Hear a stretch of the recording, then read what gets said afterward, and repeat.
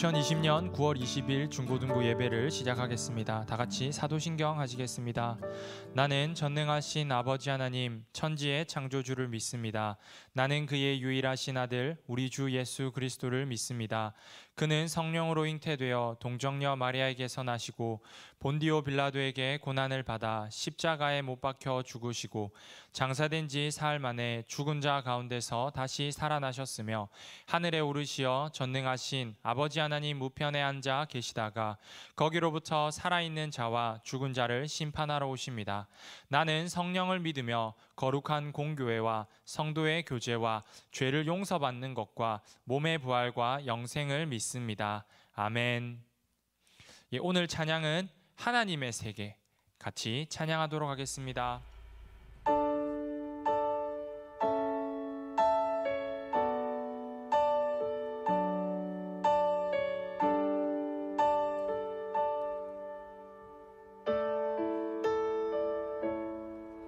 참 아름다운 곳이라 주님의 세계는 정말로 내가 나갔고 솔직할 수 있는 곳, 조금이라도 내 의라 말할 수 없는 이곳은 바로 주님의 세계라.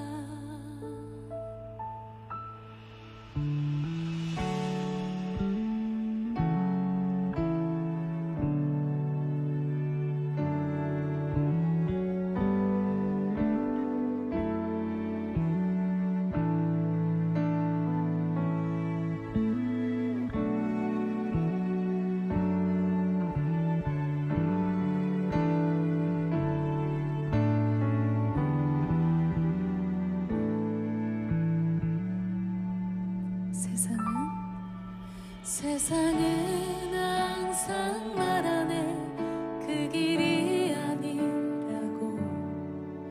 곧디고 온 길이 있는데 왜 힘들게 사냐고. 단순한 선택조차 내게 버겁기만 한 곳. 그래도 나는 주님만 따르리. 참 아름다워라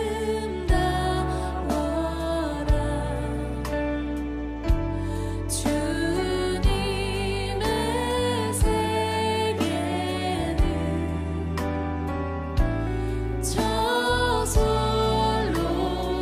저솔로몬의 옷보다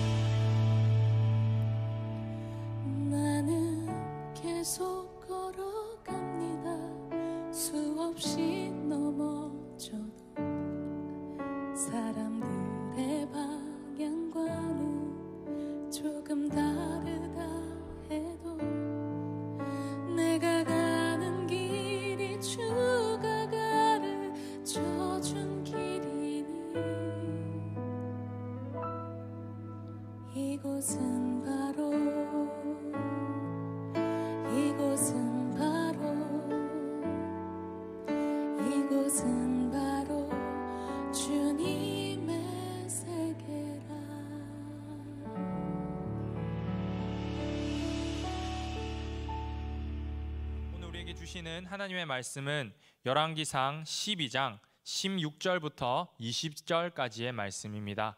우리가 한 절 한 절 같이 읽도록 하겠습니다. 16절입니다. 온 이스라엘이 자기들의 말을 왕이 듣지 아니함을 보고 왕에게 대답하여 이르되 우리가 다윗과 무슨 관계가 있느냐? 이새의 아들에게서 받을 유산이 없도다. 이스라엘아 너희는 장막으로 돌아가라. 다윗이여 이제 너는 내 집이나 돌아보라 하고 이스라엘이 그 장막으로 돌아가니라. 그러나 유다 성읍들에 사는 이스라엘 자손에게는 르호보암이 그들의 왕이 되었더라.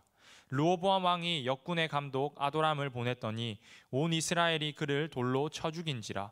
르호보암 왕이 급히 수레에 올라 예루살렘으로 도망하였더라. 이에 이스라엘이 다윗의 집을 배반하여 오늘까지 이르렀더라. 온 이스라엘이 여로보암이 돌아왔다 함을 듣고 사람을 보내 그를 공회로 청하여 온 이스라엘의 왕으로 삼았으니 유다 지파 외에는 다윗의 집을 따르는 자가 없으니라. 아멘. 이벤트 계속 진행되고 있습니다. 이번 주도 그대로 진행되니 온라인 예배 드리는 모습, 오전 예배 11시 30분에 드리는 예배와 중고등부 예배 두 개를 모두 찍어서 보내주시면 제가 상품을 드리도록 하겠습니다. 그리고 오늘도 퀴즈가 있으니 그 퀴즈 푸시면은 이거는 이제 매월 초에 시상을 하도록 하겠습니다. 오늘은 이제 지난주에 이어지는 말씀인 르호보암과 여로보암에 대해서 함께 살펴보려고 합니다. 한 집단의 리더가 된다는 것은 참 힘든 일입니다. 몇 사람만 모여도 생각이 다 다르죠. 그리고 어떠한 방향으로 일을 진행해 갈 때 생각이 다른 사람이 반드시 있기 때문에 그들 모두를 한 방향으로 이끌어 나가는 것이 참 어렵습니다. 예를 들면 기숙사에서 통금을 정한다고 합시다. 통금을 정하는데 만약 통금이 좀 일찍이라면 늦게까지 놀고 싶어하는 아이들에게는 불만이 생길 수밖에 없습니다. 반대로 통금이 굉장히 늦은 시간이라고 한다면 일찍 잠을 자는 그런 생활 패턴을 가진 친구들에게도 불만이 생길 수밖에 없습니다. 아마 여러분들도 친구들과 여행을 가거나 혹은 놀 때에 어디를 갈지 무엇을 하며 놀지 결정할 때에 서로 의견이 달라서 어려움을 겪은 적이 있을 것입니다. 그리고 한두 명이 의견이 다르면 괜찮은데 사람들이 더 많이 모이고 각각이 다 다른 의견을 가지고 있다면 그 의견을 하나로 모으기가 참 힘들 것입니다. 많지 않은 사람이 모여있는 곳에서도 무엇인가를 결정하기 참 어려운데요. 한 나라를 다스린다는 것은 정말 얼마나 어려울까요? 오늘날 우리나라는 민주주의 국가입니다. 그래서 우리가 투표를 통해서 선거를 통해서 대통령을 뽑고 대통령이 국민의 대표로서 우리나라를 이끌어 나갑니다.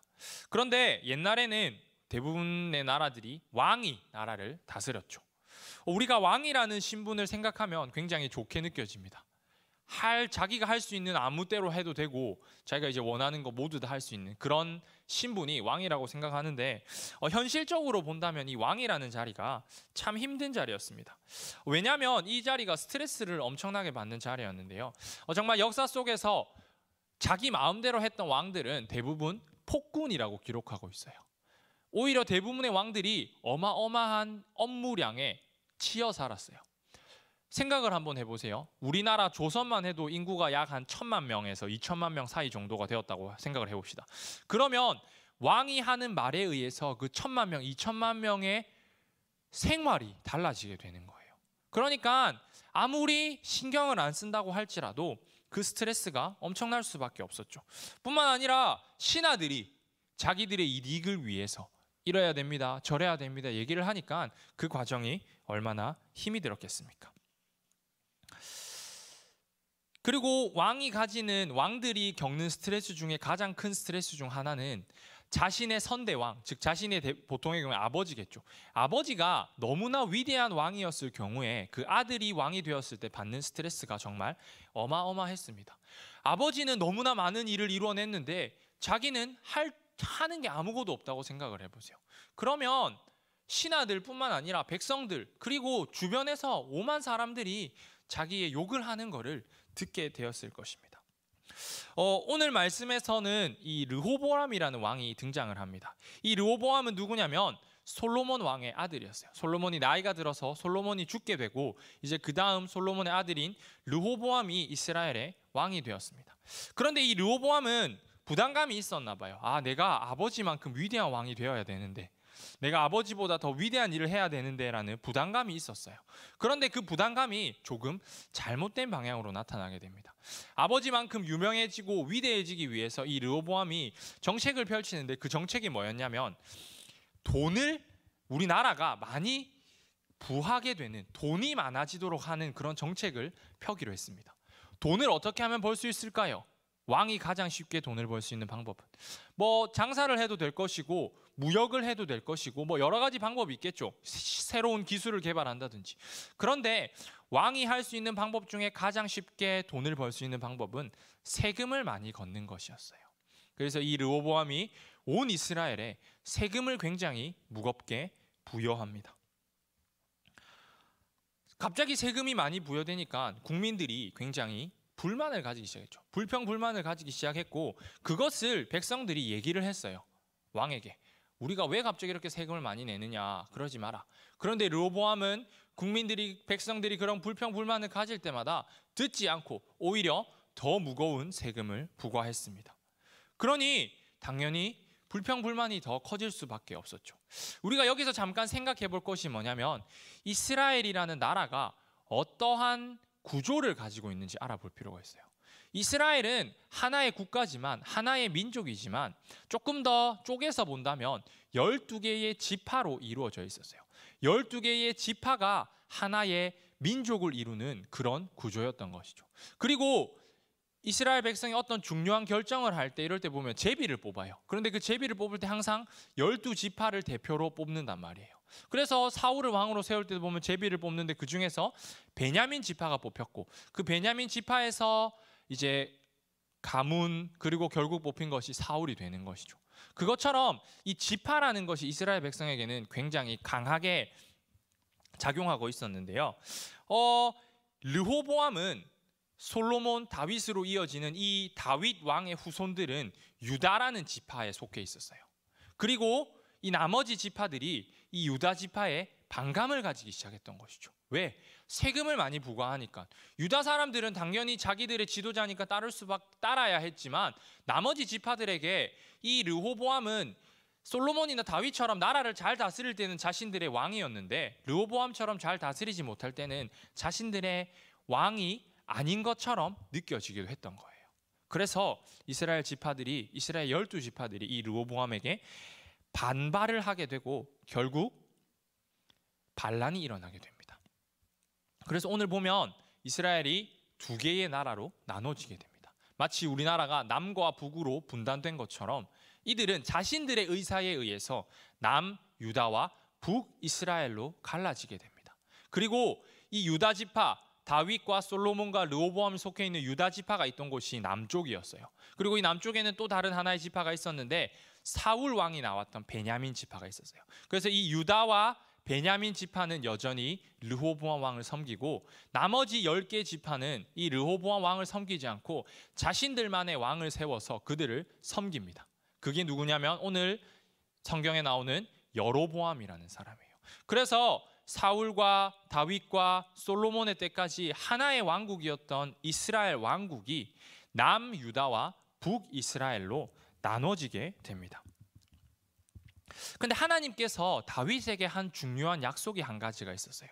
그게 뭐냐면 네 후손들이 끝까지 왕조를 이루고 끝까지 다스릴 거다라는 약속을 하나님께서 해주셨어요. 그러니까 이 유다와 베냐민이 속해 있는 이 남유다 왕국은 계속해서 다윗의 후손들이 나라를 다스려가게 됩니다.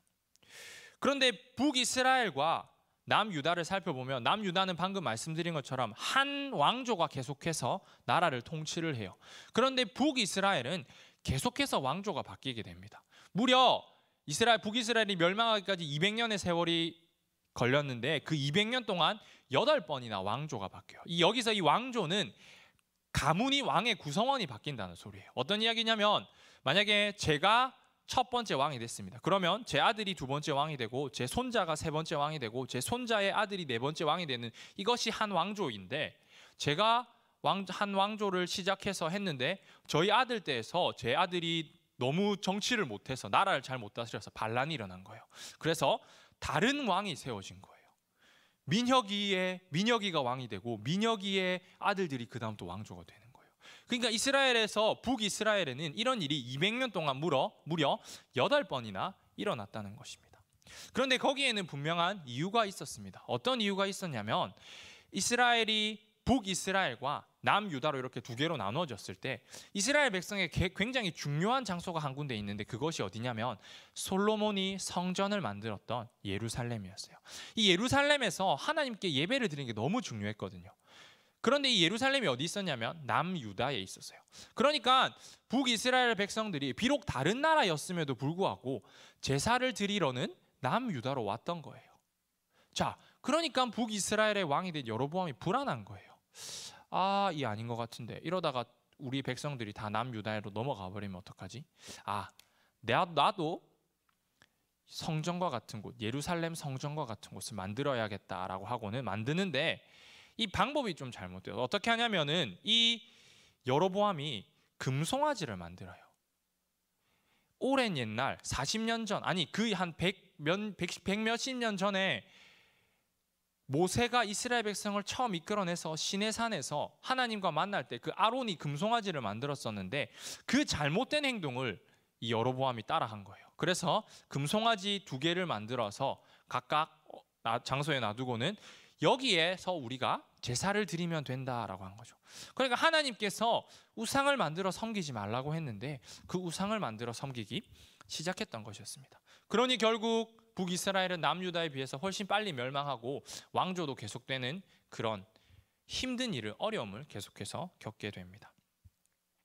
오늘 말씀을 통해서 우리가 생각해 볼 수 있는 것은, 먼저 남유다에서는 다윗의 왕조가 계속됐다는 거예요. 왜냐하면 하나님께서 다윗에게 준 약속이 있었기 때문이에요. 자, 그러면 남유다의 왕들이 계속해서 하나님을 잘 섬겼느냐? 그건 아니에요. 남유다의 왕들 중에서 하나님을 잘 못 섬긴 왕들이 있었어요. 근데 그럼에도 하나님께서는 계속해서 남유다를 사랑해 주셨어요. 왜냐하면 하나님께서는 약속하셨거든요. 우리가 잘 아는 10계명, 2계명이 있습니다. 10계명, 2계명에 보면 작은 글씨로 쓰여 있는 부분에 이렇게 쓰여 있어요. 끝부분에 나를 사랑하고 내 계명을 지키는 자에게는 1000대까지 은혜를 베푸느니라.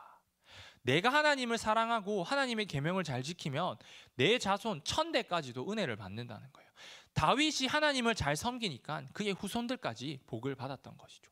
반대로 북이스라엘, 이 여로보암, 왕이 되고 처음에는 잘했을지 몰라요. 그런데 그가 하나님의 계명, 10계명을 정면으로 거역하고 금송아지 우상을 만들어 섬기기 시작했을 때부터 그들에게는 하나님의 심판이 계속해서 임하였던 것입니다. 그래서 우리에게 필요한 것은 우리도 하나님을 잘 믿어야 한다는 것입니다. 우리가 하나님을 잘 믿으면 하나님께서는 우리에게 복을 주십니다. 물론 쉽지는 않아요. 우리가 세상에서 친구들과 같이 만나면서 지내죠. 그런데 친구들 중 대부분이 아마 교회 다니지 않는 친구들일 거예요. 그러다 보니까 그 가운데서 하나님을 잘 믿으면서 사는 게 참으로 힘이 듭니다. 하지만 그럼에도 불구하고 우리에게 필요한 것은 끝까지 하나님을 믿는 마음을 가지고 잘 섬기며 살아가는 것입니다. 그러면 하나님께서 약속하신 그 복이 1000대까지 있을 것입니다. 다윗 왕조처럼, 다윗의 후손들처럼 계속해서 우리가 복을 받으면서 살아갈 것입니다. 우리 이번 한 주간 살아가면서 오늘 들은 말씀 기억하면서 하나님을 잘 믿으면서 살아가는 우리 친구들이 되었으면 좋겠습니다. 우리 이 시간 제가 기도하도록 하겠습니다. 기도하겠습니다. 사랑과 은혜가 충만하신 하나님 아버지, 오늘 이 시간 또 우리가 이렇게 하나님 앞에 예배 드릴 수 있게 해주신 감사합니다. 하나님 아버지, 오늘 우리가 두 나라로 나눠진 이스라엘에 대해 함께 생각해 봤습니다. 하나님, 하지만 남유다는 계속해서 하나님의 복을 받은 다윗의 후손들이 다스렸고, 북이스라엘은 계속해서 왕조가 교체되는 어려움을 겪었습니다. 하나님께서 우리에게 약속해 주신 그 약속, 하나님을 사랑하고 하나님의 계명을 지키는 자에게는 1000대까지 은혜를 베풀어 주시겠다 하고 하신 그 약속을 우리가 기억하고 그것을 잘 지키며 살아갈 수 있도록 은혜를 베풀어 주세요. 세상 가운데 그렇게 살아가기 쉽지 않습니다. 하지만 우리 가운데 복을 내려주시고 온전히 하나님을 잘 믿으며 살아갈 수 있도록 하나님 은혜를 베풀어 주세요. 이번 주간도 함께 하실 하나님을 기대합니다. 예수님 이름으로 기도합니다. 주기도문 하겠습니다. 하늘에 계신 우리 아버지, 아버지의 이름을 거룩하게 하시며 아버지의 나라가 오게 하시며 아버지의 뜻이 하늘에서와 같이 땅에서도 이루어지게 하소서. 오늘 우리에게 일용할 양식을 주시고 우리가 우리에게 잘못한 사람을 용서하여 준 것 같이 우리 죄를 용서하여 주시고 우리를 시험에 빠지지 않게 하시고 악에서 구하소서. 나라와 권능과 영광이 영원히 아버지의 것입니다. 아멘. 예, 오늘의 퀴즈입니다. 오늘 퀴즈 똑같이 세 문제는 제가 오늘 말씀 속에서, 그리고 나머지 두 문제는 오늘 본문 말씀 속에 있습니다. 오늘 본문은 열왕기상 11장부터 16장까지입니다. 16장까지. 그래서 한번 오늘은 얼마 안 되니까 한번 읽어보고 같이 퀴즈 풀어보셨으면 좋겠습니다. 1번입니다. 이스라엘이 남유다와 북이스라엘로 나뉘게 된 결정적인 이유는 무엇인가요? 2번입니다. 솔로몬의 아들인 르호보암을 따랐던 이스라엘의 지파는 어디인가요? 3번입니다. 여로보암을 따랐던 북이스라엘은 멸망하기 전까지 총 몇 번의 왕조가 교체되었나요? 예, 4번 문제입니다. 여로보암이 금송아지를 만들어 어디에 두었나요? 5번입니다. 르호보암의 다음 왕은 누구인가요? 예, 이렇게 5문제입니다. 예, 지난주처럼 저에게 카카오톡이나 혹은 문자 메시지로 보내주면 됩니다. 예, 몇 가지 광고를 하겠습니다. 지금 이 영상 예배가 언제까지 지속될지 정확히 잘 모르겠습니다.